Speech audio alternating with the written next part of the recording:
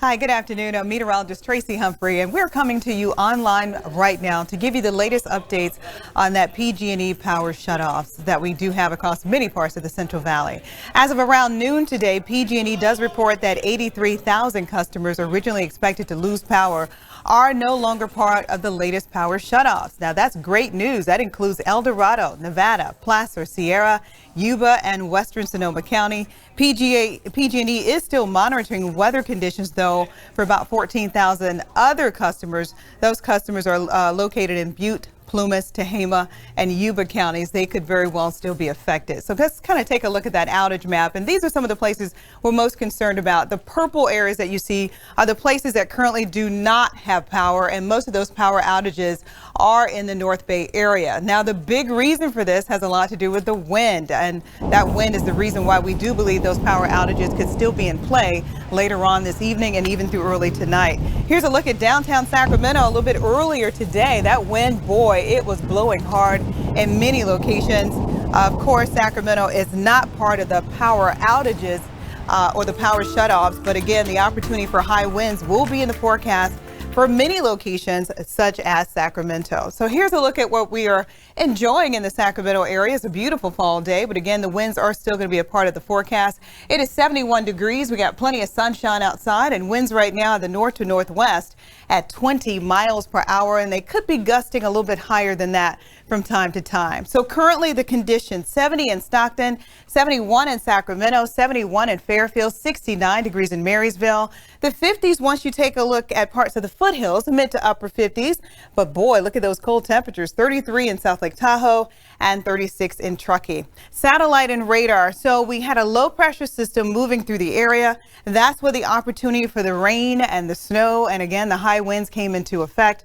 We do still have a wind advisory that's going to be in effect until 10 o'clock tonight. All of the areas that you see here shaded in that beige and that brown color, winds gusting as high as 35 miles per hour through tonight. And again, with the high winds and the really dry fuels that we have across many parts of the valley, we do still have that red flag warning in effect. Now, that will be in effect throughout tonight and to early tomorrow morning. So a lot going on. Here's a look at your weather to go forecast. Regionally speaking, you'll see afternoon highs in the upper 60s for the Bay Area with windy conditions expected.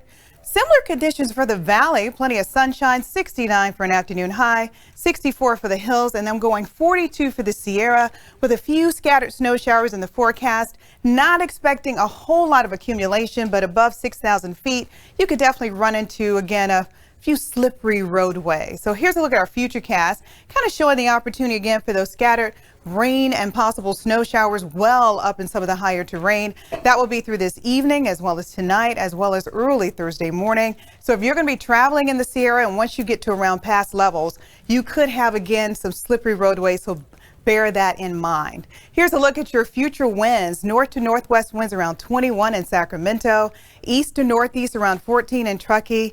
South Lake Tahoe doesn't look like it's going to be a big issue, but take a look at where you see the color variation: orange, the magenta, the violet colors. That's where winds are expected to be very gusty tonight, and that's anywhere from 30 to 40 and possibly 50 miles per hour. That is through the foothills and unfortunately also through parts of the western end of the Sacramento Valley. As we move into overnight and early tomorrow morning, the opportunity for winds will begin to wane, and as that happens, we'll see the opportunity for that red flag warning. That will be allowed to expire. We cross our fingers on that, and we will see improving conditions. For today, we take a look at what's going on in part of our foothills: 66 in Auburn, 65 in Placerville, lower 50s up in Pollock Pines and Forest Hills, so a little bit cooler than that. But you know what? It's fall. We're in November, and today definitely feels like it. An opportunity for a little rain and snow mix coming in Wednesday. Temperatures starting to moderate and warming back up as we head into the weekend with a great deal of sunshine expected. 68 for San Francisco with again some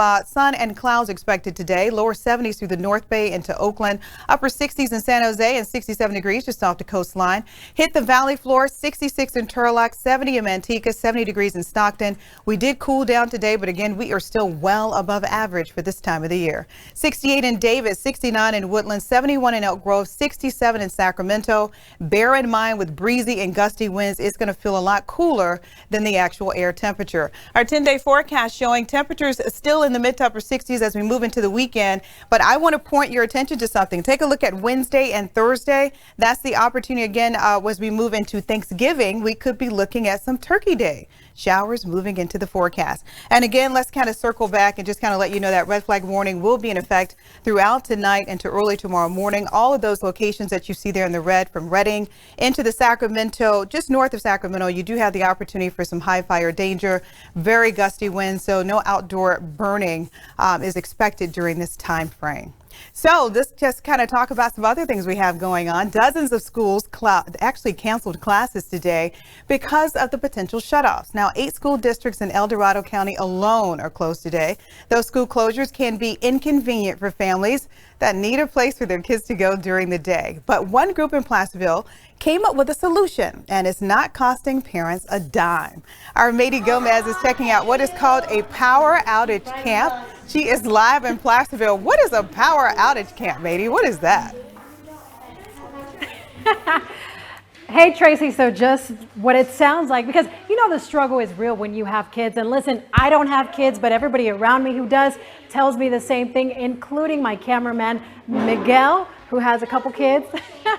All right, so this camp, take a look around at all these kids. So this camp at the Boys and Girls Club of El Dorado County Western Slope has been a huge help for so many parents who had to go to work today and had nowhere to leave their kids on such a short notice. Now, folks here at the club decided to step up and open their doors to members, and get this, non-members in the community at no cost, meaning it's totally free. You guys can imagine the weight off the shoulders of so many parents who've been able to drop off their kids today. It's hard to entertain a child all day, that's for sure. You know, thank goodness for school teachers, generally speaking. Yeah, because of this, I'll be able to drop her off and go and get some stuff done as well on my end that I couldn't do otherwise.